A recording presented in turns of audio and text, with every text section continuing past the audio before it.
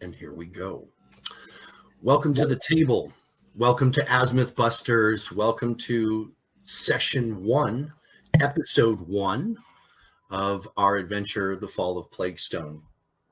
We have already introduced all of our players to you. You've met each of my players. You've met their characters a little bit. I'm sure you're eager to find out more about all of them, and you will. You'll have plenty of opportunity for that. Before we get down to the nitty-gritty of things, do any of you players have any questions, or is everybody good to go? Everybody solid with where they're at? Any last-minute preparations or adjustments that we have to make before we get started? Everybody good? Thumbs up across the board. All right, get down. Okay, so we begin our adventure with all of you not necessarily having strong bonds or relationships yet at this part of the story. Certainly, we've established that some of you do, but it's unlikely that anything other than this particular caravan trip is what has brought you together. You are traveling on the caravan of a dwarf by the name of Bort. And Bort's caravan, it travels all around the Five Kingdom Mountains and into the lands beyond. Bort's merchant caravan is well known and regarded as a fair and honest purveyor of goods, raw materials, and supplies. You've all managed to use some of your last coin in pocket to get yourself onto this caravan. You might have even negotiated yourself a sweet little deal by doing some odd jobs for Bort while you're here on the caravan. To that extent is up to you, and I will allow you to share that with us when we have a chance.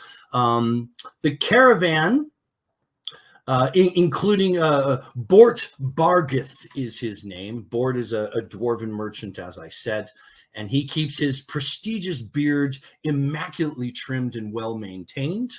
Bort is a friendly, honest merchant who prides himself on having whatever a small community might need.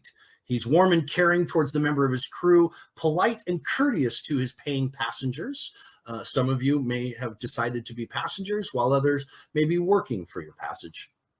He can often be found with a mug of ale in one hand and savory food in the other, telling some outlandish story about his travels, which generally involves him getting out of danger in the most ridiculous of ways. He seems slow to anger, and although you haven't spent much time with him, he is quick to laugh and more than capable of verbally dancing out of any danger. You can see why he has likely gravitated to the position of a caravan master, because he is such a great negotiator and he's a great speaker, and people tend to like him. In addition to Bort, the caravan has an old male elf. People call him Cookie. There is a teamster, a female gnome by the name of Glunda. There are a couple of human teamsters. They are brothers, Ulf and Ulf, the Redfin brothers, and a half-orc, female half-orc by the name of Tomli. So besides yourselves, I'd like you to take the opportunity to describe yourselves as you appear in the day-to-day of traveling in the caravan, and maybe what you do to pass the time, what you do to pass maybe the monotony. If you're not working for the caravan, perhaps you're doing something else. Who'd like to start with that?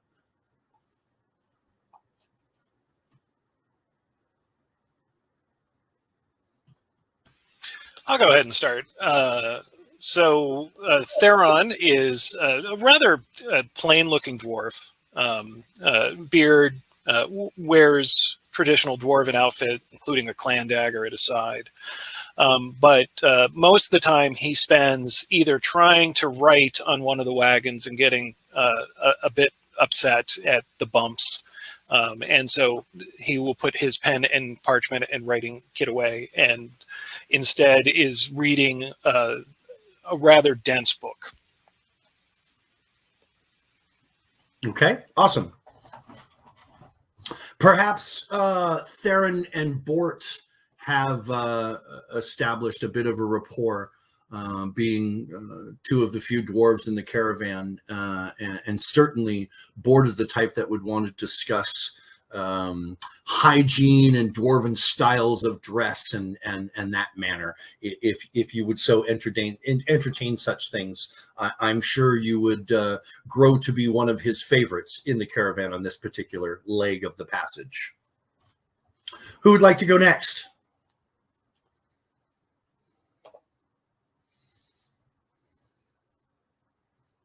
I'll go if no one else will. All right.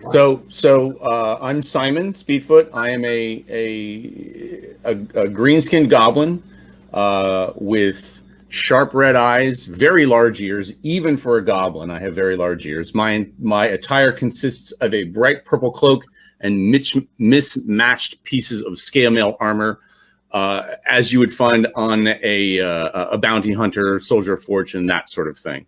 I tend to spend most of my time either bothering Desna, as we've been traveling companions for some time, or bothering Theron by standing over his shoulder and asking him what he's reading or what he's writing. And my guess is Theron just probably gives me the eyebrow and doesn't say much, and then I just walk away. So Simon is sort of like the curious cat. He just wants to talk to everyone and bother them and see what they're doing, and what does that buckle do? That sort of thing. Perhaps so that's what I'm doing. That's Simon. Perhaps a little too friendly and a little too curious. Right. To the point of please leave us alone, you strange little goblin. Okay. So Desna, what do you do to pass the time while you're riding in this caravan? I love being bothered by Simon. That's my number one hobby. When we're not traveling around, that's basically what I deal with. Otherwise, she's a typical gnome, very colorful. She wears simple sorcerer robes, has some light blue tattoos, up hands and arms, pink and purple hair, blue eyes, very colorful to match her personality. And she does a little bit of everything. She gets bored with hobbies pretty easily. So a lot of my money will go to, if it's not hobbies, it's food. Okay.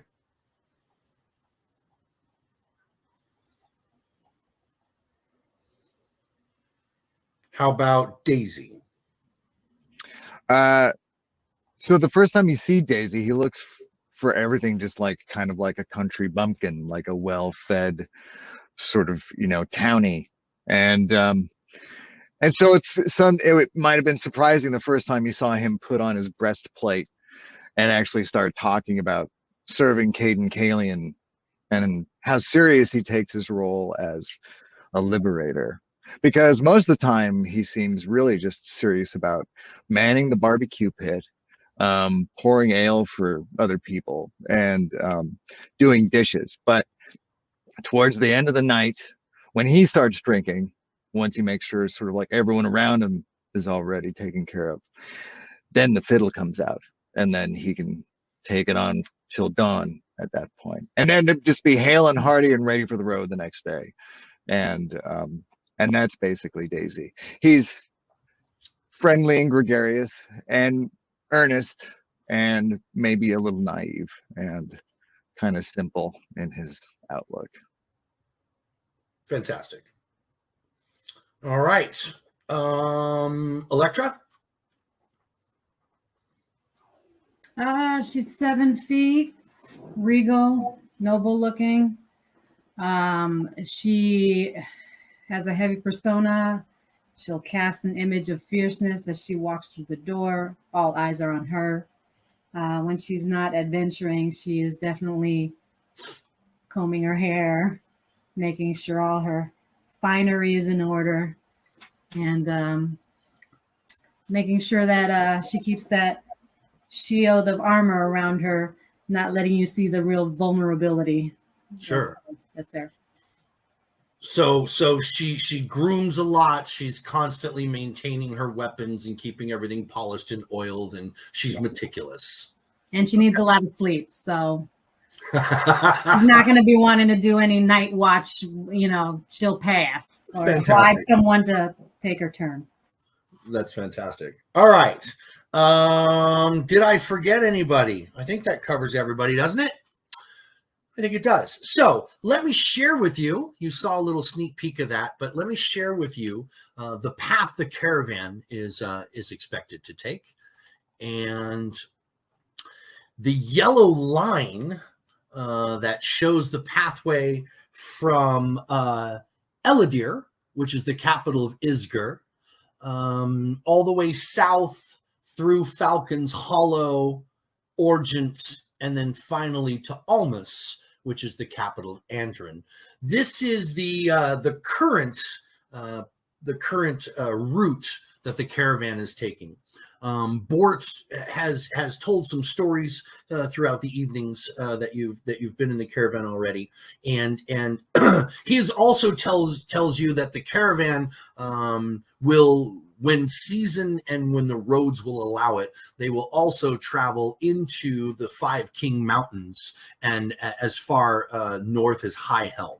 But when it's frozen, they tend to stay to the lowlands. And that's the path that you are currently on now. We are at this stage of our journey. Our adventure begins. It has been 3 days since you left Eladir, climbing into the back of one of Bolt Bargith's wagons bound for the faraway capital of Almus.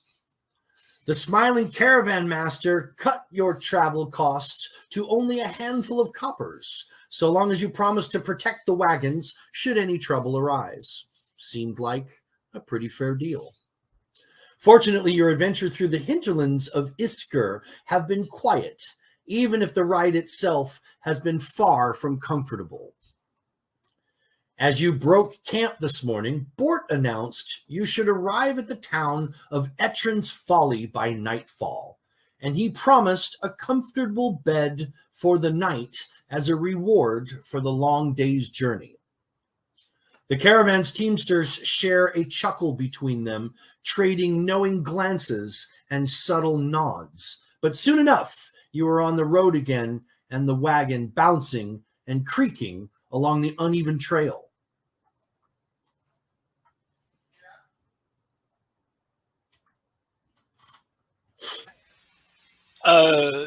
Of course, the knowing glances and nods is something Theron is very interested in.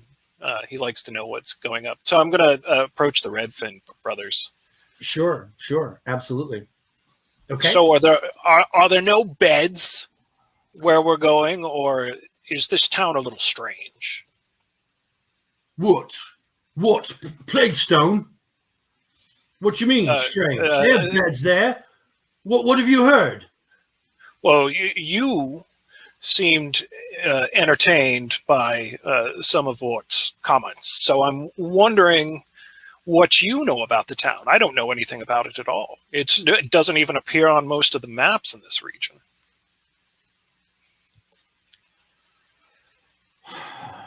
They kind of look at each other, and then one of them looks back to you, and he says, well, the accommodations in Etrin's Folly are hardly better than the ground outside, and the smell of the place, and the other one cuts in, even worse. Yes, even worse. Except... You mentioned Plaguestone. What is that? Well, there was a virulent plague that nearly wiped out the community 20 years ago. Although none are so rude as to use the name in front of anyone who lives there, that would be very uncouth behavior. So what do they call it? Well, its name is Etrin's Folly. Oh, right. That's right. You told me about that earlier. So as a person who doesn't really appreciate folly, why do they call it that? Well, I don't know exactly. I believe it has something to do with the man who founded the place. I don't think it was very good luck for him, hence the folly part. Yes. All right, I stomp away. Before you stomp away, he's like, well, do you know anything, Theron? Do you know anything? You seem like a man who asks lots of questions. Do you know anything? Perhaps you can tell me something. About Etrin's Folly. No, never even heard of it until today. Like I said, it doesn't show up on any of the maps that I've seen. I understand at least one or two on the manifest are locals returning home. I thought perhaps you might have been one of them. I was mistaken. My bad. No, thank you. Thank you, gentlemen. And you break away and you walk away from him.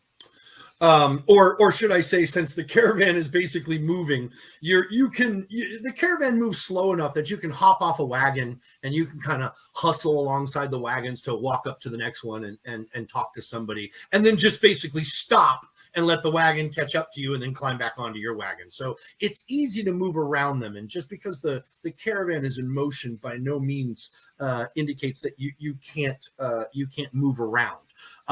Right now, and this is very arbitrary. Right now, I have Elektra and Theron riding in, and it's not even the lead, but compared to the two wagons that the characters are in, 2 of you are in the front wagon and 3 of you are in the back. So I have Daisy, Desna, and Simon. I imagine Desna and Simon are virtually inseparable on this ride. So you guys would always be riding in the same wagon together. And Daisy, you have no hard code to one or the other. You're probably floating back and forth just to give you an opportunity to play music and speak with everyone as well. Yeah. I mean, Desna and I are riding in the same wagon, but she keeps pushing me out onto the ground and then laughing.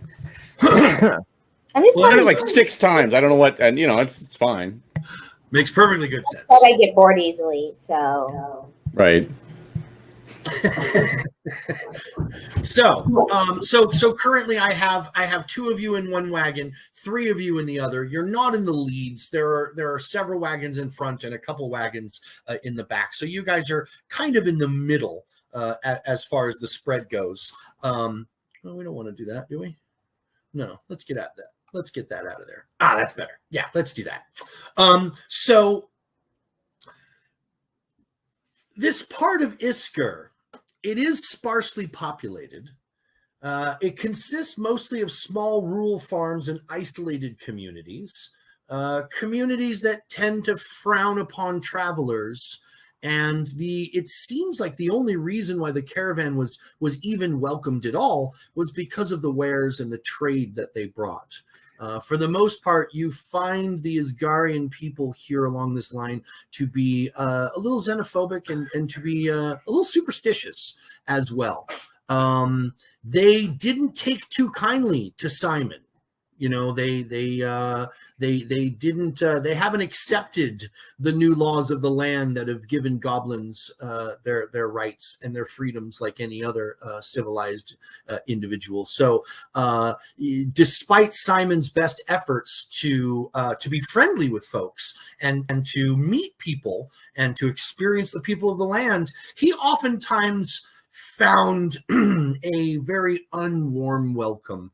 And oftentimes saddened would find himself back on the wagon, so to speak, in order to avoid ridicule. And at some point, maybe one of the other merchants might have even told you, Simon, that you're kind of screwing up my thing here. Like, can you move along, kind of thing? You're scaring people away. So there's been a little bit of that, unfortunately, for Simon.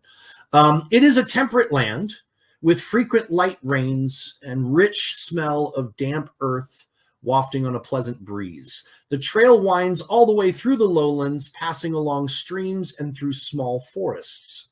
The game in this area has only recently recovered after years of war has drove it into hiding. For the most part, as we said, you're about 3 days out on your journey. So the evenings have been really uneventful. Maybe the first or second night, people were a little twitchy. Maybe there was more people on. I'm on guard. I'm on guard. I'm on watch. Everybody's on watch the first night. And by the second and now the third night, people have relaxed because, you know, for the most part, everyone's getting really good night's sleep.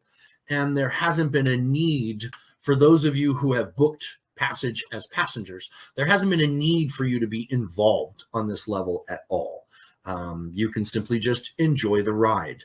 Those of you who have maybe decided to work a little bit, maybe you want to be on watch duty. It helps you ease your nerves. They were largely spent with just a bunch of people around a fire telling stories because not much more than that happened. Halfway through this third day, you hear from, excuse me, you hear from one of the teamsters up ahead. Up ahead is Plaguestone! Keldarin shouts from the front of the wagon. No sooner does the call fade from his lips than is overshadowed by a series of long, mournful howls emanating from the woods to either side of the caravan. Moments following that, you hear cries of panic as a pack of mangy wolves descends from the forest with teeth bared. So we're going to roll initiative, and we're going to enter combat for the first time. Brave warriors. So much for not using the word Plaguestone in public. Try that one more time. We had a weird echo happen. No. So much for not using the word Plaguestone in public. Well, in front of locals. Yes, exactly. Let's get him here. No, wrong one. And pull him over here and do this. All right. So is initiative a straight 20 or is there a modifier? Your initiative modifier in Pathfinder 2 is determined by, it's determined by a number of skills. It can be your perception modifier. It can be determined by a number of things. I think in this case, all of you are riding on wagons and in basically watch and other modes.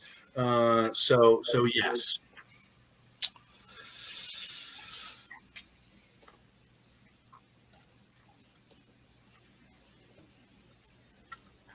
Okay.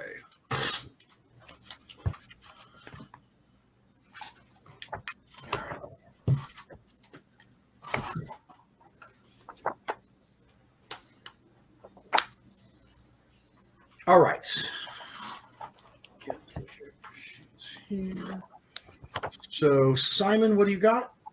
I rolled a 12. I'm just not sure what to modify that with. What to modify your initiative with? Your right. perception. Or is there Perception. perception? Okay, I'm sorry. So 16 then. A 16. Okay. 16. Thank you. Desna? I rolled a 9. I also don't know what to modify it with. What in your perception on your sheet? What does it say? 5. So you add that to the 9, so 14. 14. Yep. Daisy. Okay. 14. And that was on, and your perception's on a 5, you said? Yes. Yeah. And Simon, yours is a plus what? Mine's a +4. Plus 4. Thank you. Daisy, what is your initiative? I rolled a 14 for a total of 17. 17 on a 3. Thank you. Theron? I rolled a 6 + 7, so 13. 13, 7, and Elektra. 12 + 5, 17. 17 on a 5. Okay. And these guys are 6, 4 up.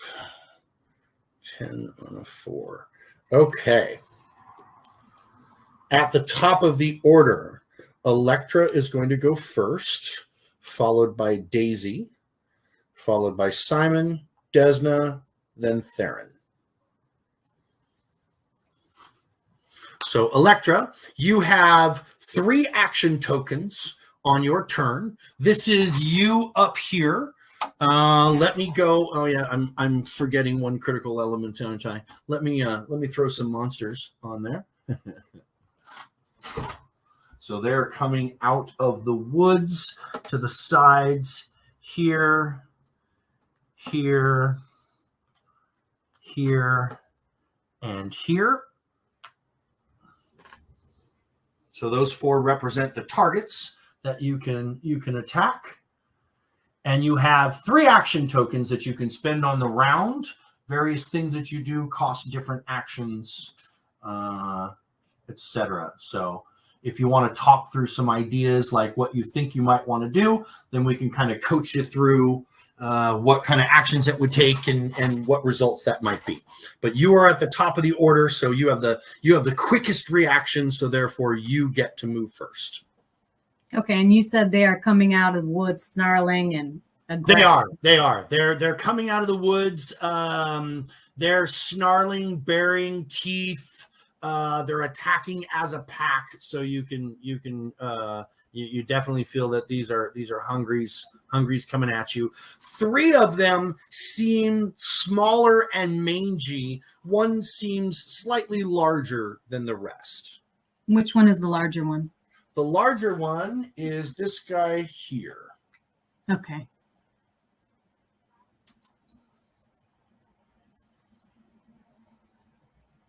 He's hanging back from all the rest while the other 3 are kind of advancing. Okay, and then how far is the one right next to me on my left? Is that like 10 feet? This guy right here? Yeah. Yeah, you would dismounting off the wagon will cost you basically 2 squares of movement, and that'll put you in the first square, and then a 3rd square of movement to get base to base with him. He's easier. I guess I should have placed them actually centered in squares instead of just arbitrarily plop them down. Snap to grid. Snap to grid. Snap to grid. Oh, you kids, and you're snapping to grids. And Well, I want to dismount from the. all right, so you want to step off towards the wolf over here. You're going to engage this guy here. Mm-hmm. Okay, so you're going to step off. Maybe draw your weapons as you're stepping off. Yes. Does drawing your weapons take an action token? I don't know, Stephen. Does drawing a weapon take an action token? It does. It's an interact action. An interact, and she's a 2-weapon fighter, so Right. she'll only be able to draw 1 of them. Correct? Or would Yes. or does that action economy? Unless they have like a quick draw or a feat or Okay, something. no feat like that. So what we're talking about is one of your 3 action tokens will be moving off the wagon and moving over to the wolf. So that's 1. Okay. The other action token is drawing your weapon. So you're drawing just your longsword. You don't have your short sword out yet, so just your longsword. And then your 3rd action token could be spent attacking him. Yeah, that's what I would want to do. Stab Okay. it. Awesome. Fantastic. So look at your longsword, your matrix for your longsword to determine your 2 hits. Did we finish up the combat matrix for those characters, Buster? Buster 1? I believe that we did. Yes, I believe that we have her weapons listed with the hit die and damage types and so forth. Awesome. So on your character record sheet, where it says melee strikes, you're looking where your longsword is, and you want to roll a d20 and add your modifier to that to see if you meet or exceed the creature's armor class.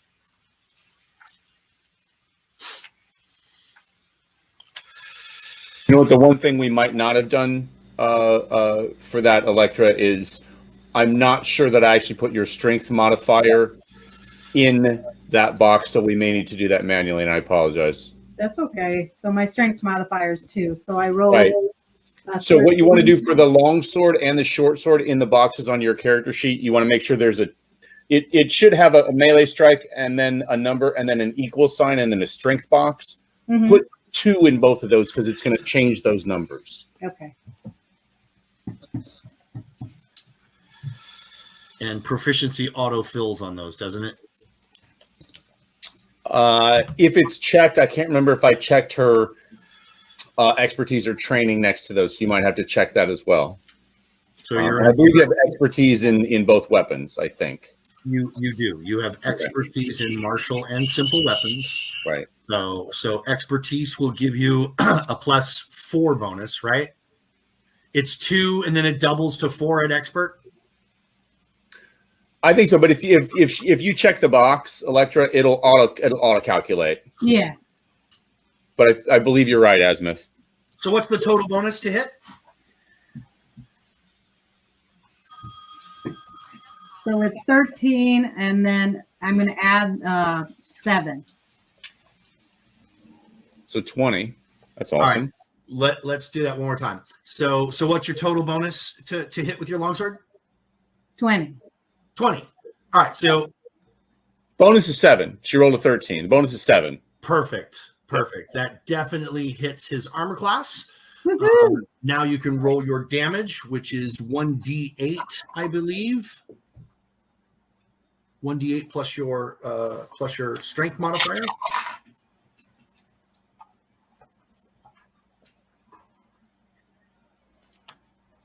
Eight. So your strength modifier, I believe, is 2. Yeah. Elektra, so there'll be 10 total. So 10 points of damage. Oh, very good. All right. You kill it. Oh, You kill it with one swift blow. you're welcome.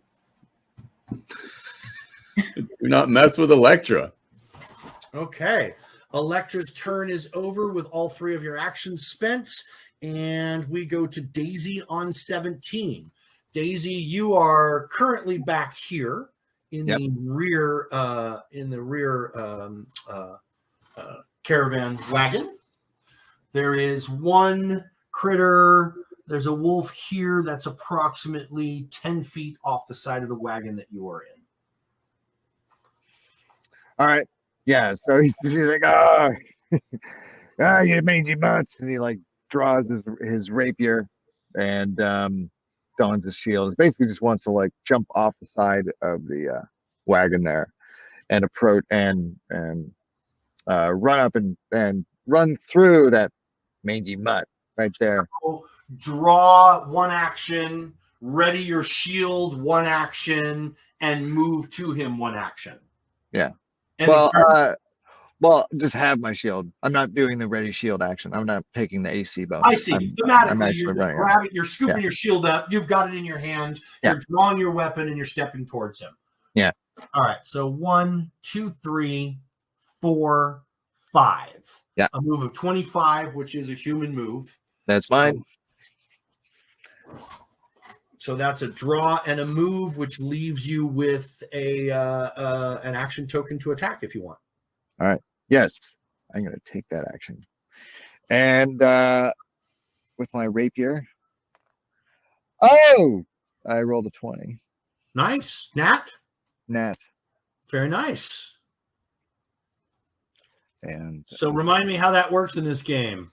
Do we roll to confirm still, or is it just if it automatically breaches beyond 10 past what he needed, it's a critical success? There's no secondary roll.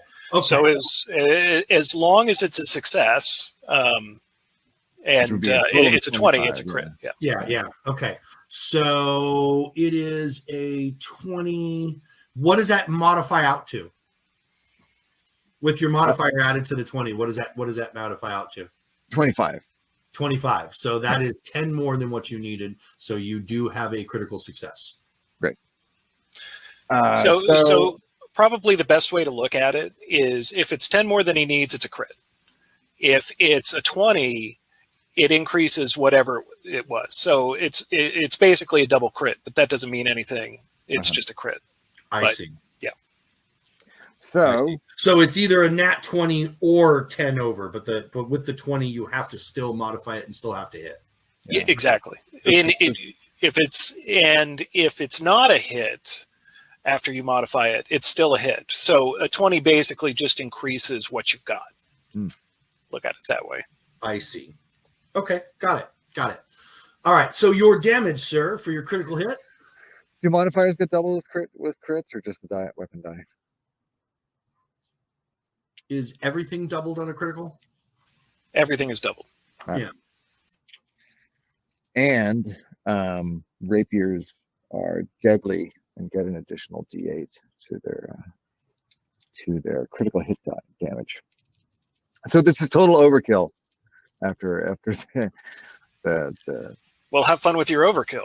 finesse with which Elektra dispatched her mangy mutt. Wow. Another good roll. That's 18 plus 4, so 22 points of damage. 22 points of damage. You have also killed your wolf. Yeah, a bit. A bit. All right, and that ends your turn. That's for Penelope. All right. Yeah. Fantastic.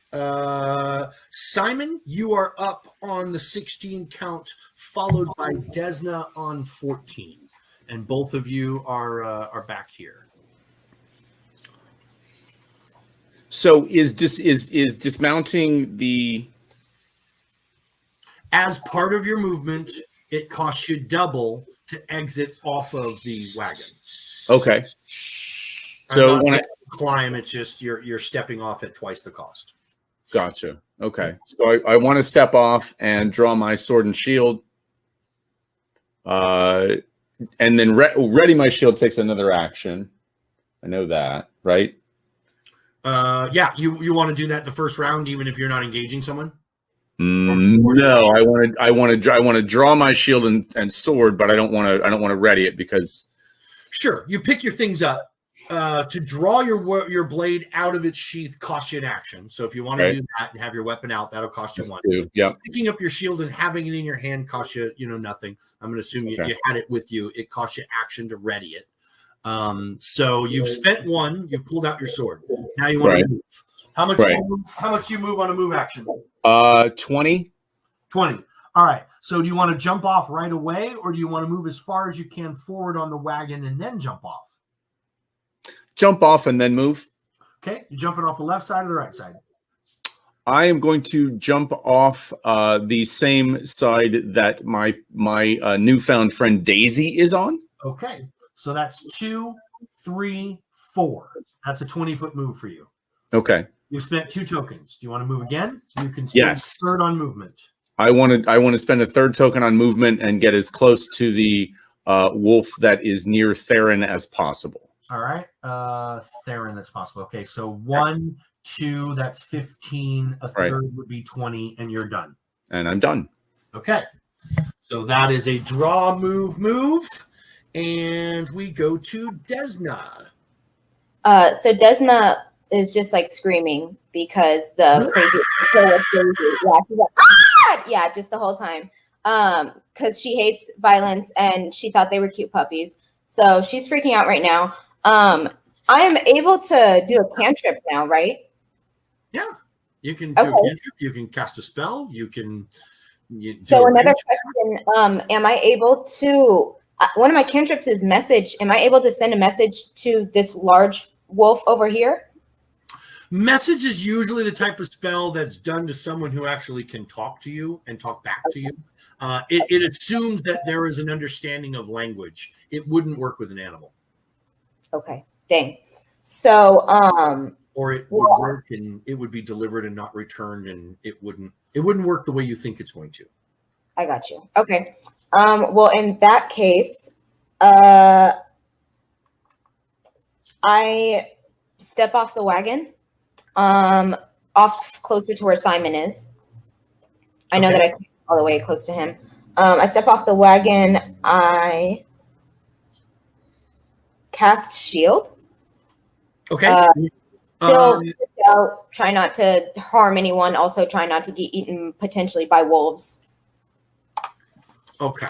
So let me just check something real quick here. If I'm not mistaken, shield is generally the type of spell that is cast as a reaction to something happening to you. It's usually not a spell that is cast on your turn. It's usually one that's spelled off your turn, but let me just double check it still works that way.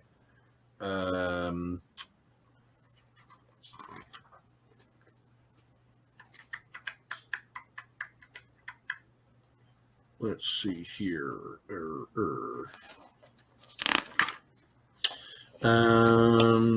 Shield is a cantrip. Nope, it does not work that way anymore. Okay, so it does cost one action to cast, verbal only. It works until the start of next your turn. You raise a magical shield. Raising a shield action gives you a +1 circumstance bonus to AC until your next turn, but it doesn't require a hand to use. Okay, great, fantastic. Cool. So you use your first token. You cast shield on yourself. You have 2 more. Well, I jumped off the wagon and then I wanted to walk over as close as I can get to Simon. Same side as Simon. All right. So 1, 2, 3. What's your move? How much is your movement? Is it 20 feet? Where can I see that? Your character sheet, underneath your attributes, you'll see a box that says speed. Speed in feet. Yep. Under class DC. Yep. It's to the left, just above melee strikes. Yeah. Speed is 25. 25. All right. So that's 20, 25. So that is 2 tokens spent. That's a shield spell cast and a single move. You have 1 more move token left. You can continue moving forward if you like. Yes, please. All right. So 25 more, 5, 15, 20. 1 more diagonal would be 30. So that's pretty much where you're going to be if you want to be right next to Simon. And that is a spell move. And just remember, if you are attacked by the bad guys, your armor class is increased by 1 because of your spell shield. Okay, get down. On 13 at the bottom of the player order is Theron.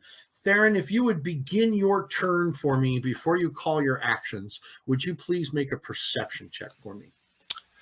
I can do that. I rolled a 2, so that's only a 9. A 9. Okay.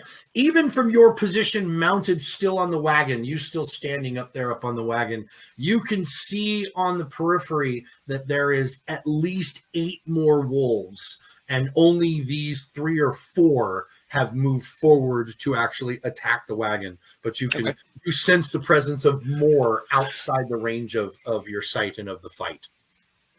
Your turn. All right, so I'm going to start out calling out, there's more wolves beyond. And then I'm going to pick up my crossbow, take a look at this wolf in front of me to devise a stratagem. Okay. Which I roll a 17. I am happy to allow your crossbow already to be loaded next to you, since you're just kind of riding around on the wagon. It would be easy enough for you to have it loaded, so you don't have to spend any action to load it this round. Well, I am supposed to be protecting this caravan. Exactly. So I go, well, I've got the beast in my sights, and then I pull the trigger. Thump. And that will hit an armor class of 24. Yes, that will hit by a lot. By 10? 24 is not by 10, it's by 9. Oh, I know. son of a... and I do 7 points of damage. Missed that jugular, missed that vein right there on the shoulder, just a little bit.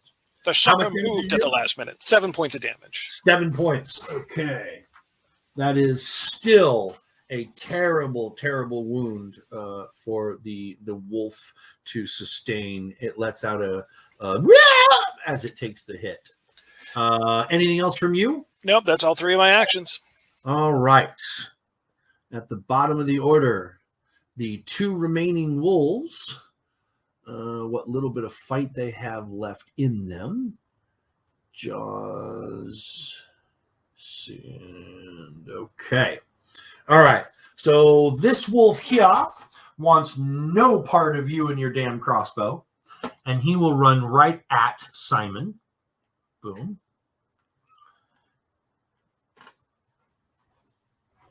I was hoping he was going to do that. Let's see. He will bite at you with his jaws. Oh, God, that's funny. That is so funny. All right. So he's going to bite at you with his jaws at a +6. That's a 13 on the die for a 19 to hit your armor class. So my armor class is 18. However, I have the skill Reactive Shield. Okay. So if I understand that kicks in, that pushes me to a 20. Reactive Shield is a reaction. Is the action economy token the little swoopy arrow? Is it a reaction? I don't. It is. Is it? Okay. Yep. And that boosts your AC by 2, and it will miss. Fantastic. It only does the one. It does the one attack for the round, and it will miss.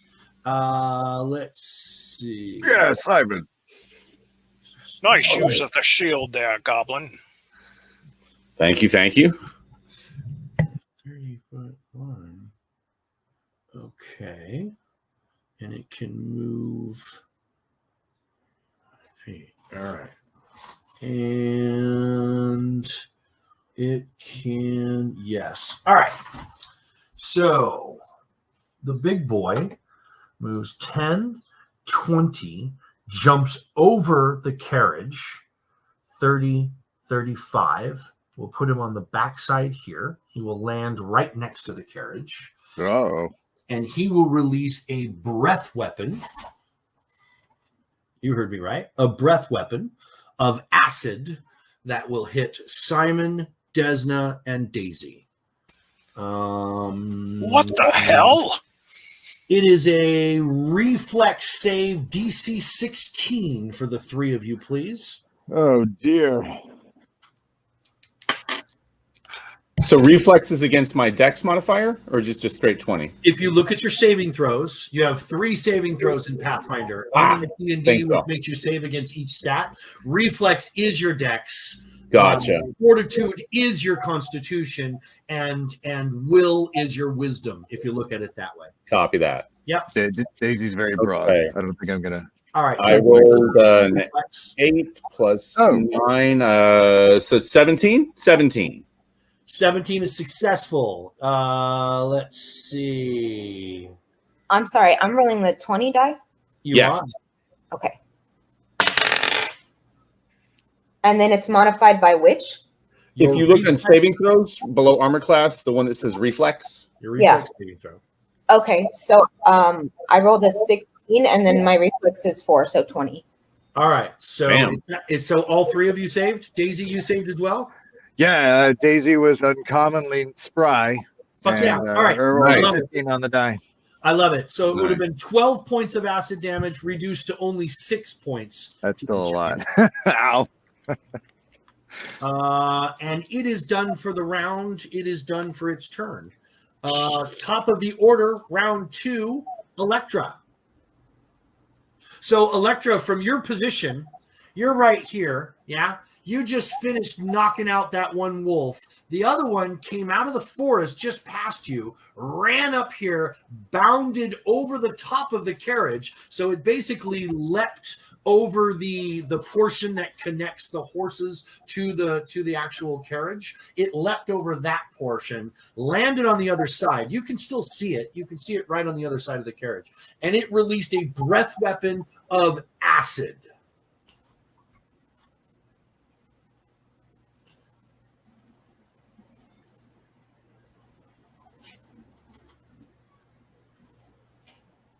Now, is Theo in the way, or can I see directly this? You're looking basically, so you're standing next to the carriage. So you're looking over the top of the carriage, and you can see the head of the wolf over the top of the carriage. You can climb up onto the carriage and attack it from above. You can, you jump across it and jump down onto it if you want. You can run around it if you don't want to climb up on the carriage. You might have enough movement to run around that. Your call. And could she see me? She can. So, you know that Theron just yelled, "What the hell?" And he's moving to reload his crossbow.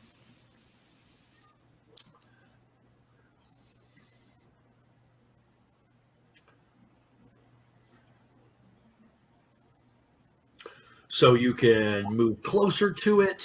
You can get into a better position for a ranged attack if you'd like to do a ranged attack. If you want to switch to your bow and do range, since your sword's already out, you could draw your other sword. It may be too late to have both blades out, but you could spend an action to draw your blade. You could spend 2 actions to run up to that guy with the breath weapon and spend your third to attack him. You got all kinds of different options. Just depends what you're feeling. I'm feeling like I want to rush the puppy. And Okay. Do you want to go around the wagon or do you want to go over the top of it? if I do a round, will that just cost 1 action or is it 2 actions? 5, 10, 15, 20, 25. 25. A single move will put you here. So 1 action token puts you around the corner. A second action token will put you base to base. You could spend your third to attack him. Or 1, 2, 3, 4, 5. And you could attack it from above with 2 action tokens here. So that would be a single move. You could spend 1 token to there, leaving 2 more to hack it twice. I'd like to hack it twice. All right, cool. Did you want to pull your other weapon, or did you want to just move over there and attack twice with your longsword? With the longsword, it's already out. You got it. You got it. So your first attack is going to be a straight attack, since it's your first attack action of the round.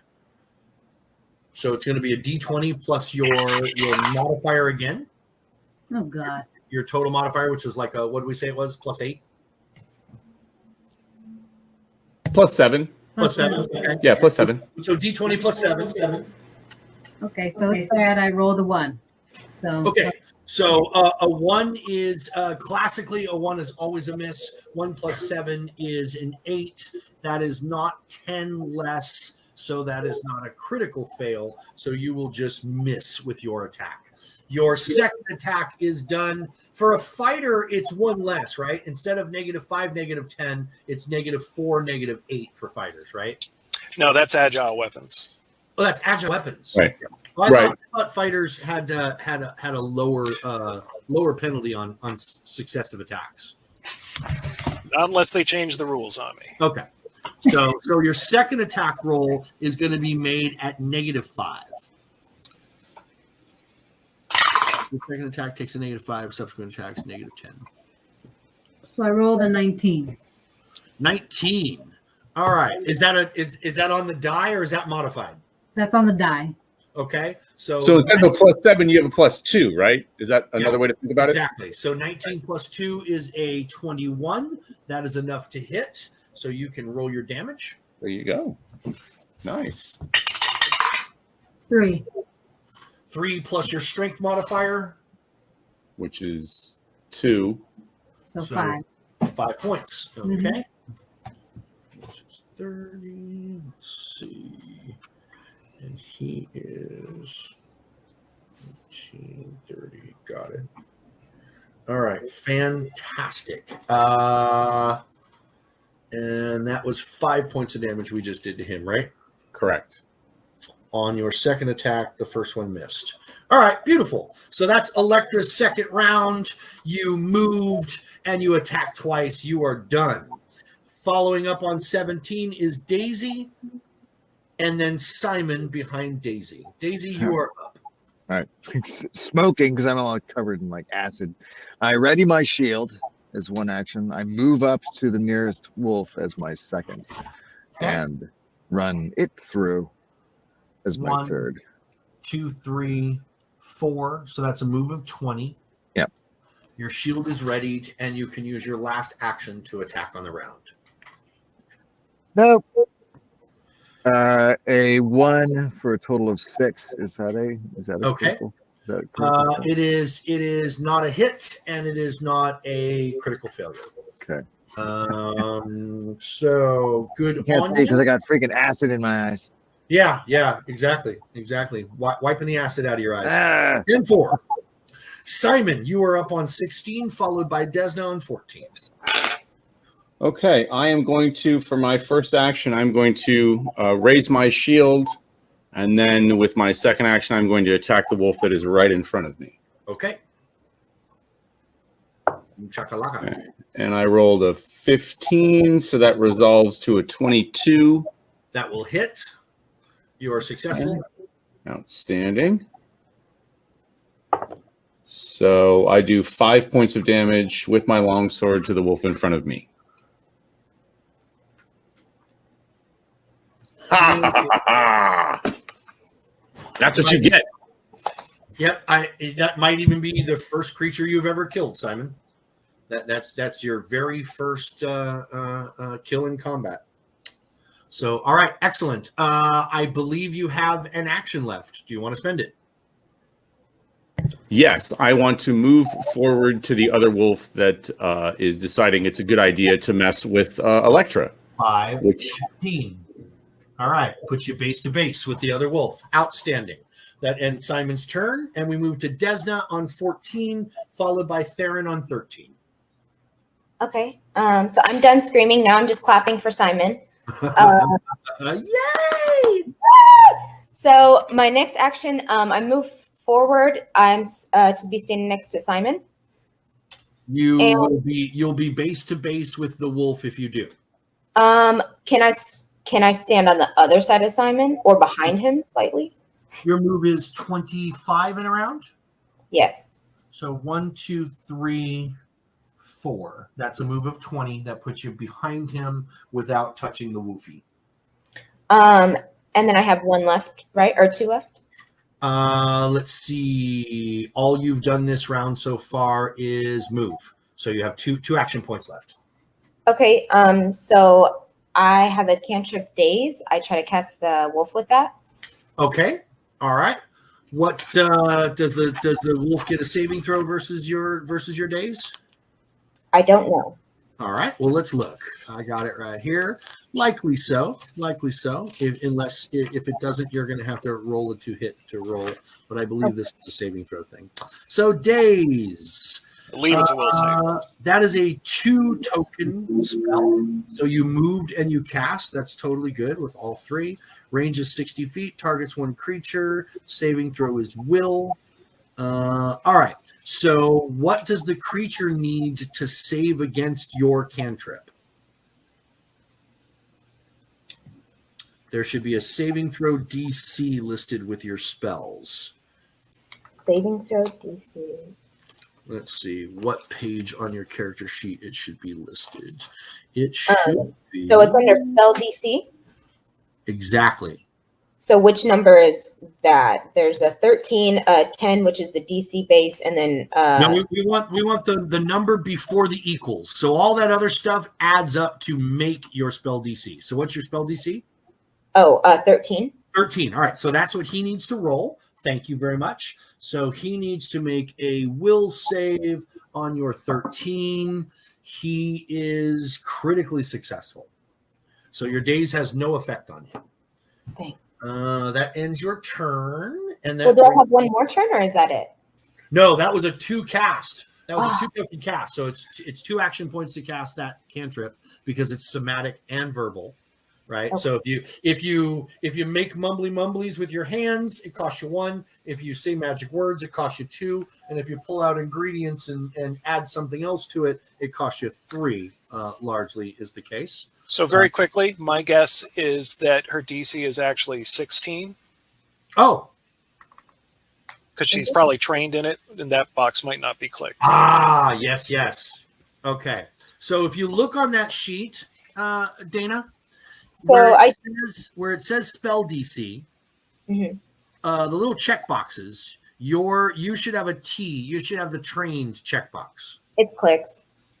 And you're still a 13? Yeah.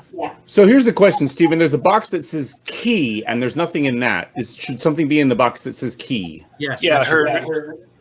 what's your charisma? I take it you're a charisma caster. Oh, I have like 18 charisma. Okay, so four so when that key put a 4, your DC is actually 17. 17. Oh, All right. thank you. Yep, you're welcome. Okay. Thank you, Stephen. Yeah, that was a failing on our part when we created the character, so that's my bad. All right. He's still It happens. Save. Yeah, he still aced that save. That saving throw was still way up in the 26 range. So he still aced it, but good to know. Also, if anybody else is a spellcaster, if we ever have any other spell casting in there, make sure you make those adjustments on your character sheet as well. So you cast, that was a 2-token cast. You moved as 1. That ends your turn. Theron at the bottom of the player order. Well, first principles, I'm going to reload my crossbow. Okay. Second, I'm going to use my expeditious inspection to do a seek action on this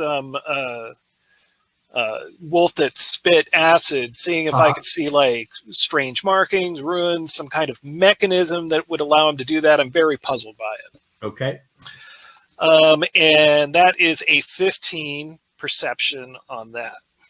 Other than being a little larger and a little darker in his coloration, nothing really stands out about this wolf other than the fact that it can breathe acid. Fascinating. All right. I'm just going to fire. I'm not going to devise a stratagem on this one. Okay. Just in case I need to be a little bit quicker next round. So that is only a 4, so that's an 8. An 8 does not hit, and it is a critical fail. Oh, son of a. And then I'm grumbling, I'm going to reload my crossbow. Okay. Does a critical fail on a miss? That's not a mishap on your weapon or anything like that, is it? No, not on strikes. Not in this game. Okay. It doesn't like break your bowstrings or do some kind of fucking. No, that would be Delve, not this game. Ah, excellent. We'll get to that in due time. In due time. All right. So load, shoot, load again. So you're doing a second load action this round, so you're already loaded for next round, correct? Exactly. Perfect. Gotcha. Bottom of the order is the one remaining wolf, the big one. He's big, he's black, he's nasty. He is going to howl, unleashing a terrifying howl. Everyone, let's see, there's 30 feet. Okay. The effect, additional enemies within 30 feet of them. Demoralize. Okay. So it says it demoralizes all enemies within 30 feet. So I believe that's everyone. And when it does that, there is a calling from the other wolves, the ones that you had seen earlier, the ones that you had seen going around. So I'm trying to see what demoralize does. Allowing it to demoralize all enemies within 30 feet. So is that an action that it does when it demoralizes, or is that just a value? I don't see it in the conditions. You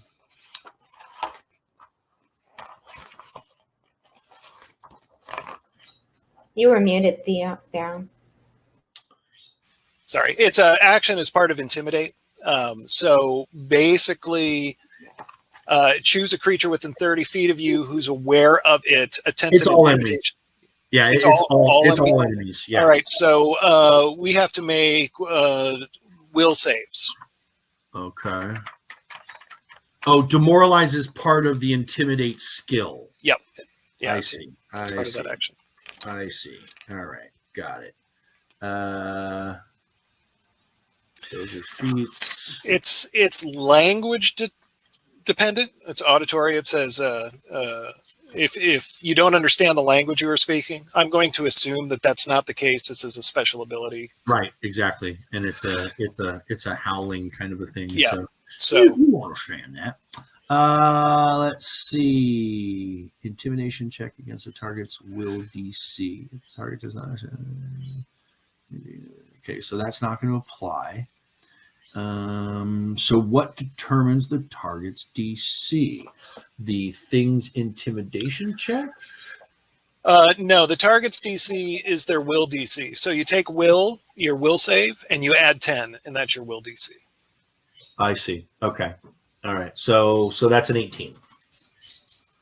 Well, it's going to make intimidation checks against all of us, and that's the DC it's got to hit on each one of us. In order to demoralize, it needs to roll an 18 or better on all of you? No, it needs to do better than our will DC.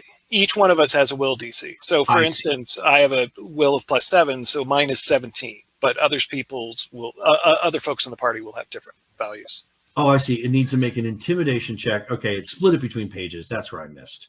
It needs to make an intimidation check with no circumstance bonus. Enemies cannot be affected by the howl more than once.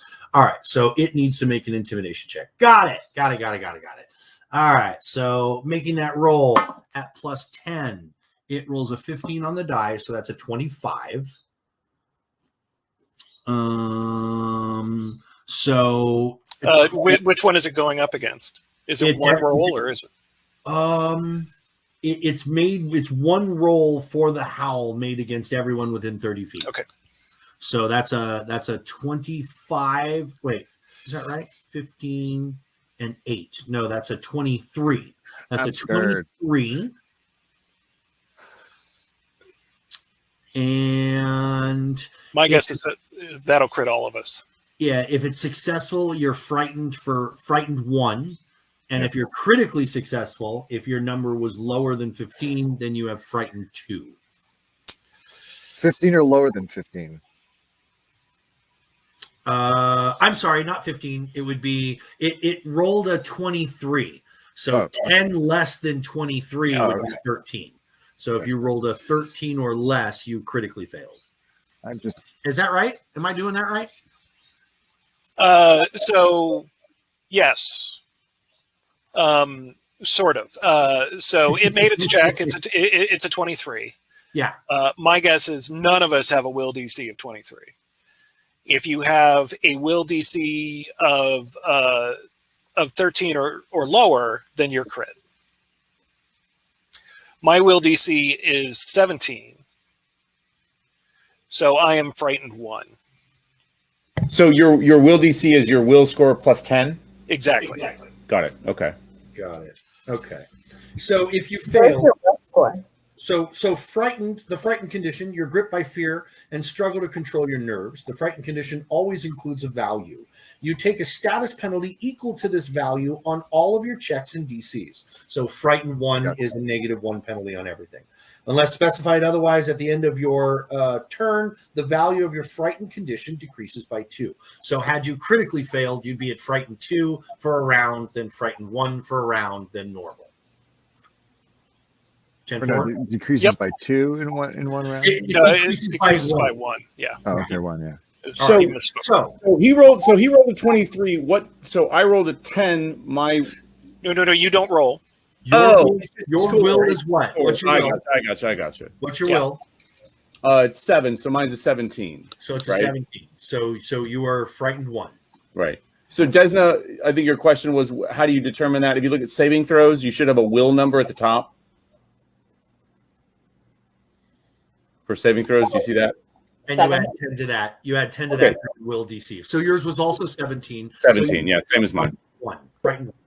All right, so that was a 2-action move for him. He howled, and to end his turn as a single action, he is going to take a bite out of little Simon's feet. He's going to try to do his thing there. So that's at a +11. He rolls a 17 on die, so that is a 28. That might be a critical success against you. That's no good. Although, can you continue? Can you do that reaction armor thing again? Well, I've already got my.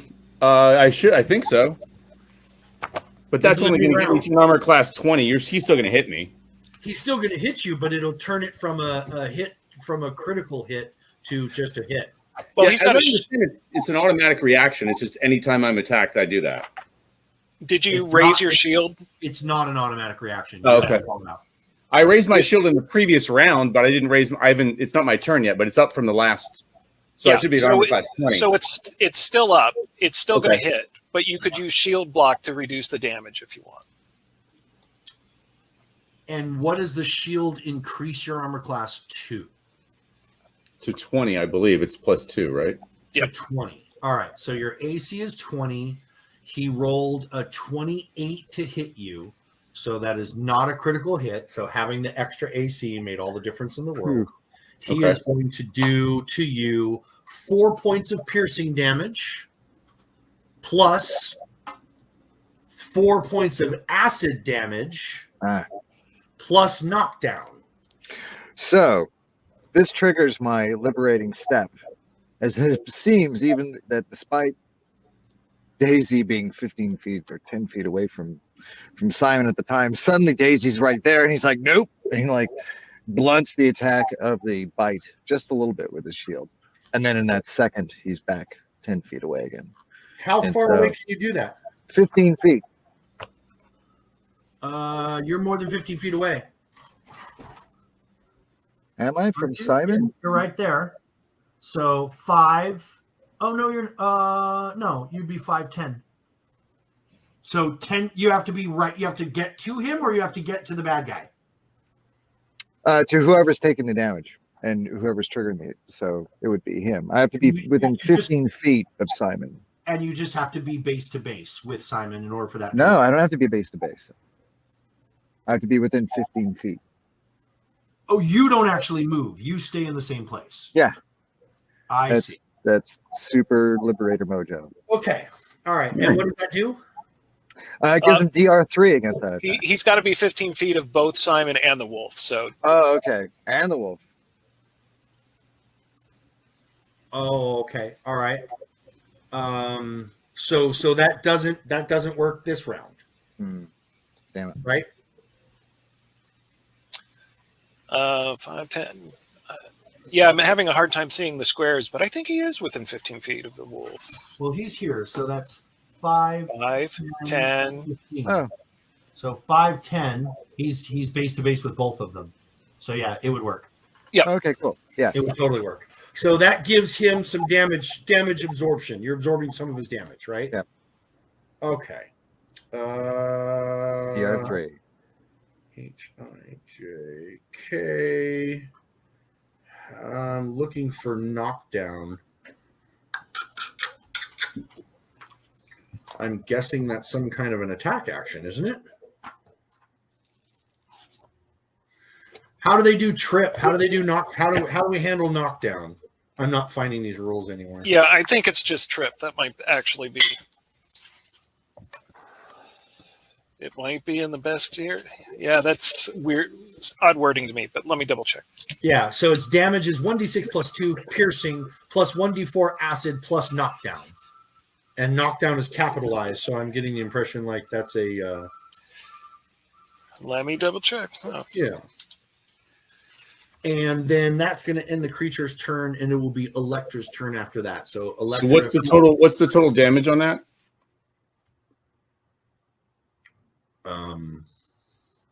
It was 4 pierce. No, it was 3 piercing and 4 acid, and I just have to resolve the knockdown portion of it. Okay. Elektra, you're up next. So if you want to go ahead and plan out what you want to do while I am figuring out how this knockdown works. And my liberating step reduced that damage by 3. By 3 points. Yeah. So that would be the piercing portion would be Yeah. reduced by 3 points. Yeah, suddenly Daisy was there knocking his jaws out of the way, but then the acid sprayed out. And like, gotcha. So it's 5 points of damage total, or I'm not sure. That's where I'm still. You not took clear. 7 total. He reduced 3. So you took 4. Okay, so 4. Okay. Yeah. All right. Half then. I guess. All right. I'm not finding it. I'm not finding an answer. So let's just do a I'm guessing an opposed strength check. So let's just do an opposed strength check to see if he knocks you off your feet. Until we figure it out. I rolled a 2, so a 4 Okay. total. So he knocks you prone. And he ends his turn. So the wolf manages to bite at your leg. He gets a piece of your ankle. He whips your leg up, and you're prone. Okay. Top of the order is Elektra, round 3. So, Elektra, you've got high ground. You're in the same position you were in last time. So if you want to just stay right where you're at and take 3 attacks this round, you could. If you want to draw your short sword and attack once with each weapon, you could do that. I want to draw my your sword. weapon and take a double slice. Oh, yeah. I want to practice my double slice. Yeah. So you could draw your short sword as an action, and then do your double slice as a 2 action, and you get to attack with each weapon as if it was your first attack. So without modifier, if I read that correctly. So just roll a d20. Yep. So you're going to roll 1 to hit for your longsword, Okay. and then you're going to roll 1 to hit for your short sword. 18 on the first one. Okay. Oh, 18 on the second one. Hey. Right. Both natural 18s? Yes. Okay, so that'll be 18 plus 7. So we want to get in the habit of calling out the modified numbers so I'm not confused. Okay. So 18 and 7 is a 25. And then are you just as good with your short sword as you are with your long sword? Are you plus 7 with that as well? Yes. All right, so those will both hit. Now you can roll your damage with each.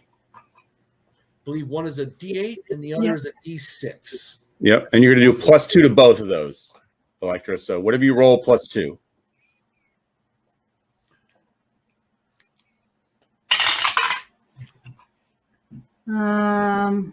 With the D8, 3 plus 2, so 5. Okay, And then with the D6, it's 4 plus 2, which is 6. 6. All right, nice. 11 points delivered. Pow, and that is 3 tokes for you, and that takes us to Daisy, followed by Simon. All right, I think Simon going down is like, no, he rushes forward. Shield held high. Do you spin a ready to action or spin the action raise shield? Move forward. Second action. Thrust with the rapier as the third. Okay, Get up, my buddy. how about thee? 14 plus 5 is a 19. 19 will hit his armor class. Just barely. It's a big snarling, yapping face looking at me with acid dripping off the jaws. It's not what I expected when I ate my oatmeal this morning. Yep. So it's 6 points.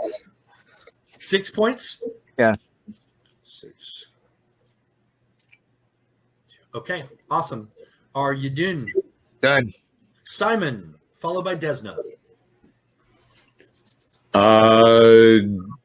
So I want to stand up and try and I guess stand up and attack. So getting up from prone. Yeah. Does that provoke? Is that a thing anymore? 621. I'm looking to see if getting up from prone provokes attacks of opportunity, because it used to.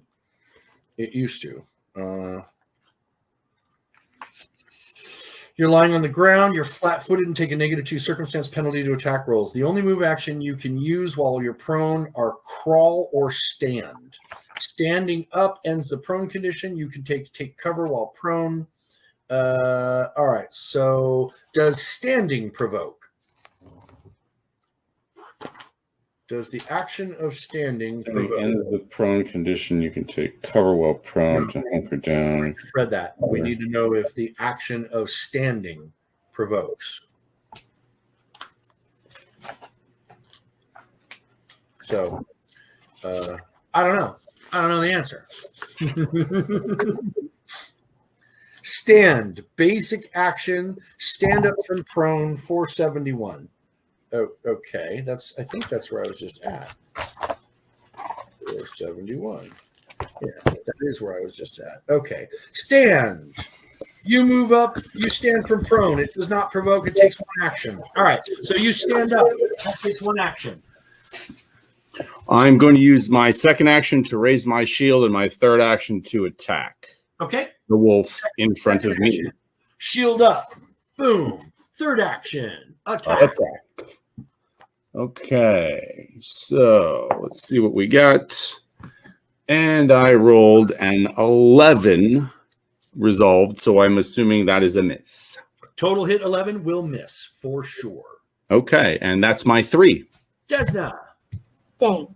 So I cast Produce Flame. Okay.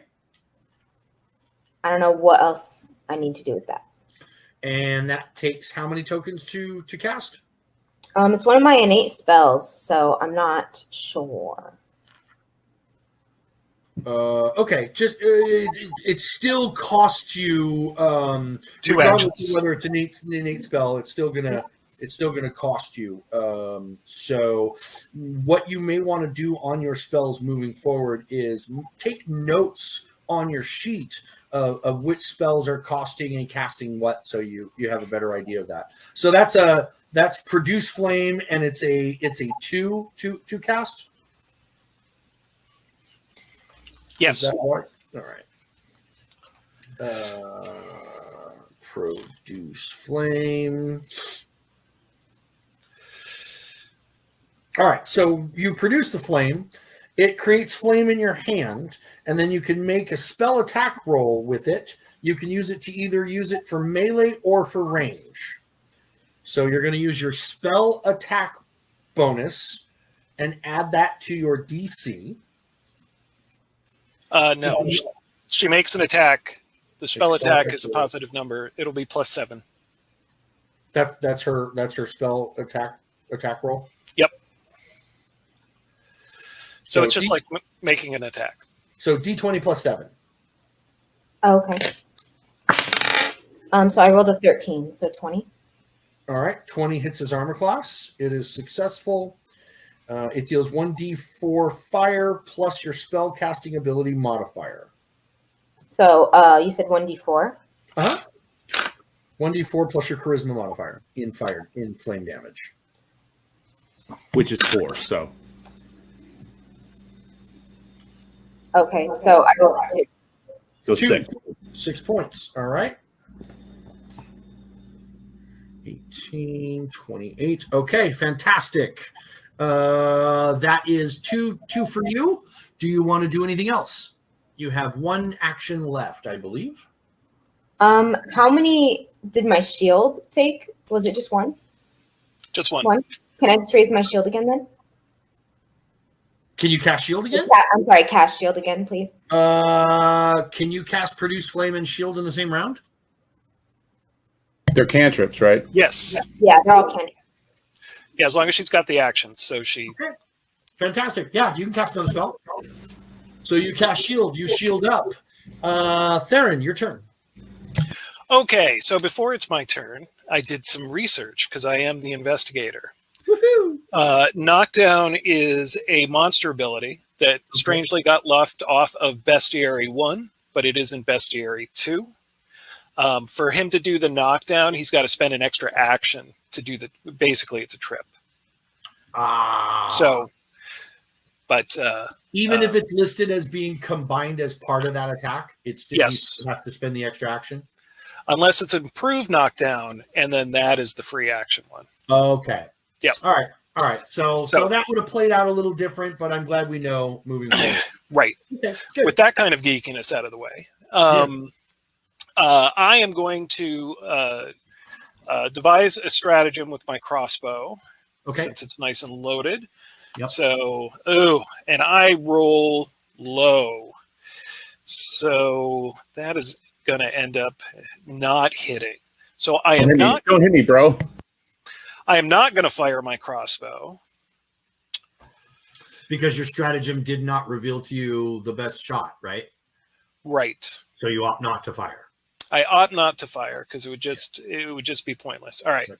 So that is 2 actions. I'm seeing I can't really provide any. Well, yeah, I could. All right. So I am because Daisy is now base to base. Daisy Or- is now engaged with the Caustic Wolf and also base to base with Simon. And technically with Desna as well. The three of them are all clustered together. Okay. But not close enough where I could provide a flank? You are on a higher level being on top of the wagon. Well, no. I'm talking about moving around to the other. I'm going to get off the wagon, move so I can eventually, if Daisy moves forward, provide a flank for Daisy. Oh, sure. Gotcha. So you're going to end up over here. Yes. So you're going to move through Elektra Square, 1, jump down to 3. Yep.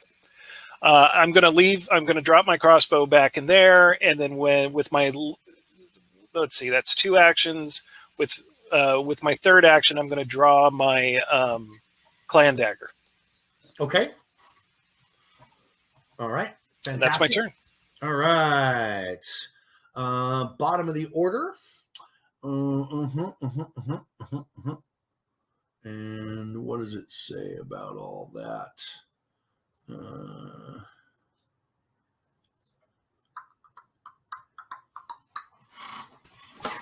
And I am now frightened 0.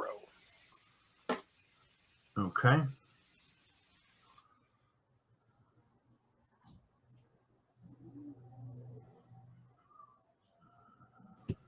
Are we all now frightened 0? Would not know.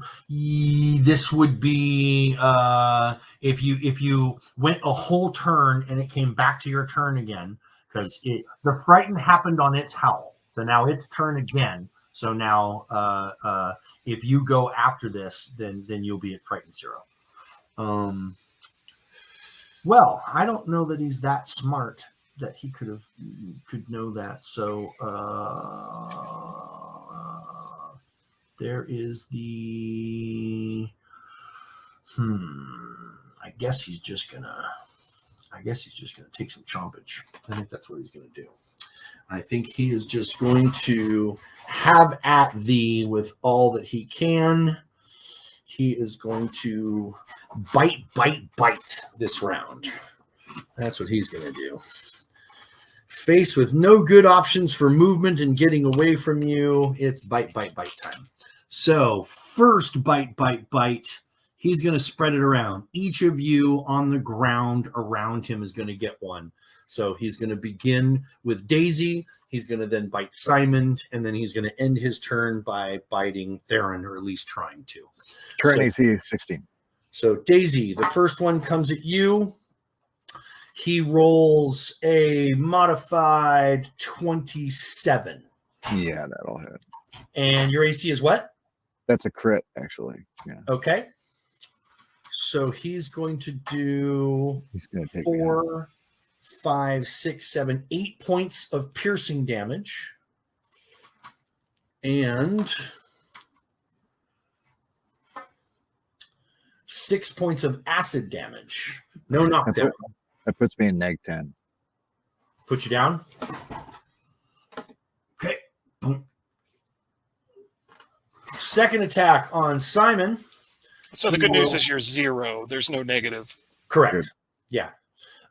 Second bite is at +6 on Simon. That is a 2. 2 + 6 is an 8. That will miss. And last but not least, attack on Theron is done at only a +1. And that is a 19 + 1 is a 20.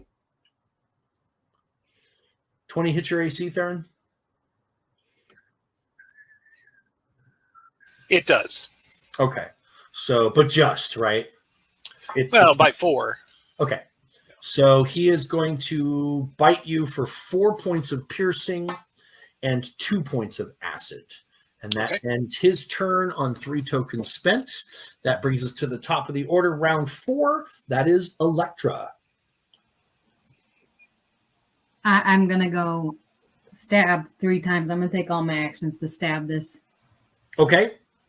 Do you want to do a double slice and then a third single hit at -5? Or did you want to go, 0, -5, -10? 0, -5, -10. Okay. All right. So you want to take three straight attacks. So the first one is your longsword. Yep. So roll +7. 19. That'll hit. Seven. Just D8 plus 2.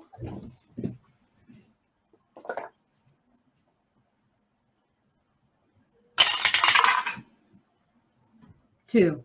2 points. All right. Your second attack is going to be at plus 2. So D20 plus 2. At first attack, Elektra, shouldn't that be at least 4? Because you had a plus 2 for your strength. She rolled a 2 and added 2 to it. Right? No, I mean the damage. It was a 2 on the die plus 2 for 4. Gotcha. Okay.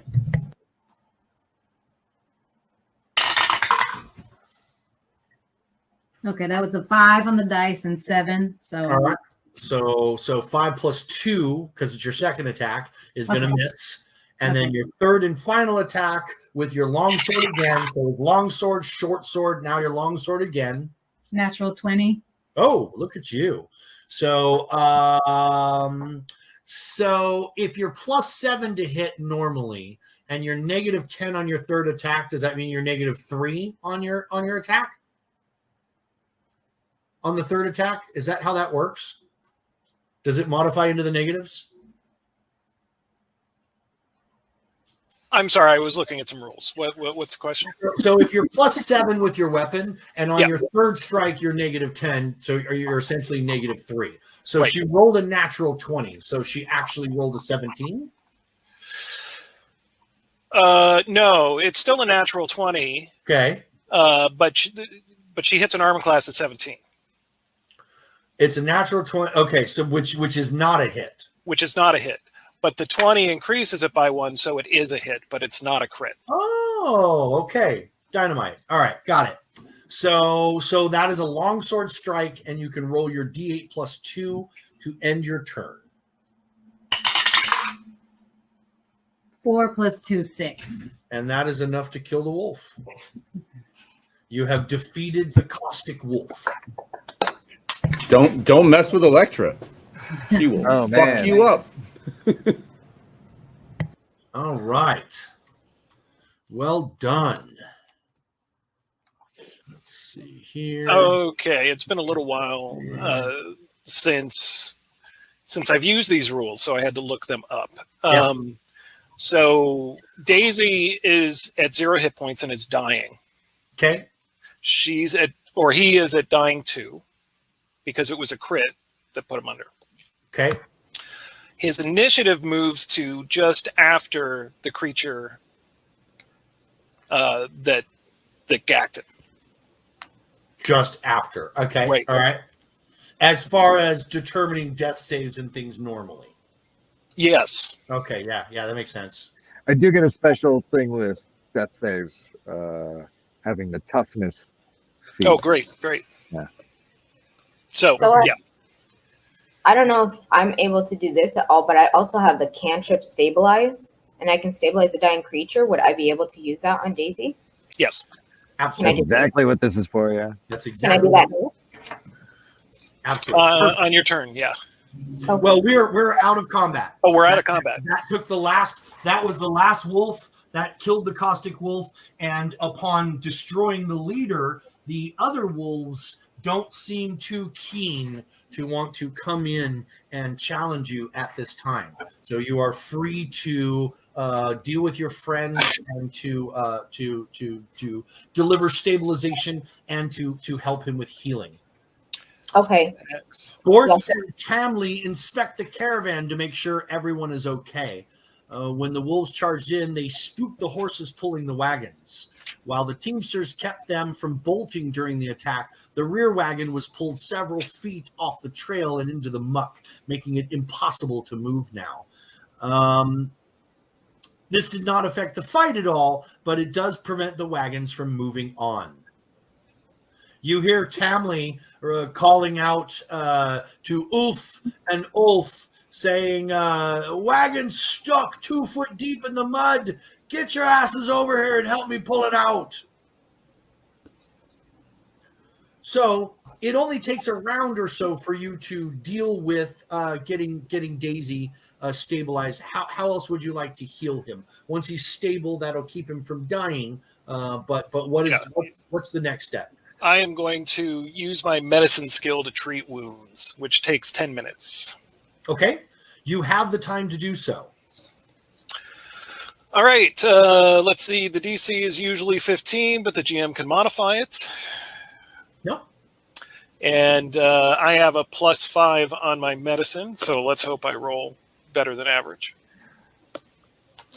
Which I do. So 21 modified, which is not a critical success. So Daisy is going to get back 4 hit points because I didn't roll that well on that one. Very nice. And your wounded condition is removed because usually you would have the wounded condition. Uh-huh. So that's good. You've got some hit points. I can't Yeah. do that to you again for 24 hours. For 24 hours, right. Yep. Uh-huh. Right. All right, good So- job. I could have rolled better. Nice. Damn it, Caden. Not today. While Theron is spending that time administering the healing to Daisy, the luck. rest of you can see that Ulf and Ulf are really struggling with Tamley, and it looks like they could use some help pulling that wagon out of the mud. Does anybody want to jump in and get in on some of that? Sure, I'll give him some help. Okay, Simon, you're going to go over there and give him a help. Elektra, what are you doing? Resting. You're resting. All right, so you're just kicking it. You get back up into the wagon and sit down. Getting your rest on. Probably cleaning the blood off of you. All right. So and Desna, what are you doing? Are you going to go over and help with the wagon as well, even though you're not the strongest sort? I know that I'm not strong, and so I clap for Simon, and I go and sit next to Theron and Daisy, and just watch quietly, make sure that Daisy's okay. All right, fantastic. Simon, I would like you to make an athletics check for me. All right, athletics, and I rolled a 19. 19. Fantastic. You are successful in the group effort. There's some ropes involved. You guys managed to pull the cart out of the mud, and no one sustained any fatigue as a result of it. So that's very good. Bort goes around and he checks on everyone. He hands out some gauze-like fabric that has been soaked in a cool liquid that feels good to touch on wounds. And if anybody has been wounded, he hands those out to everyone. Yes, please. Make sure you put some of this on that. It'll keep the wounds clean and keep them from getting sus. And he gets to Ulf and Ulf. They're really playing up their injuries. So now that they've done this strenuous strength thing and they've pulled the wagon out of the mud, and now they're just playing it up. They're looking for sympathy, and they're looking for people to go, "Oh, good job," pat them on the back. So they're kind of playing them up, and of course it falls on deaf ears with Bort. He gives them these little compresses and lets them deal with it himself. Finally, he purviews your accomplishments, and he begins with Elektra. He comes over and he thanks you profusely for what you've done. He makes his way to each one of you and thanks you and says, I owe each and every one of you dinner. When we reach Etrin's Folly, I'm buying all of you your first warm meal in town. Amazing stuff. Good stuff, folks. Oh, yeah. Thank you. That would be nice. I knew when I made special considerations to bring you onto the caravan that you were the right people to do so. And the gods have shined upon us today and have shown us that this is by far the right decision. We are on the correct path. Sure. All right.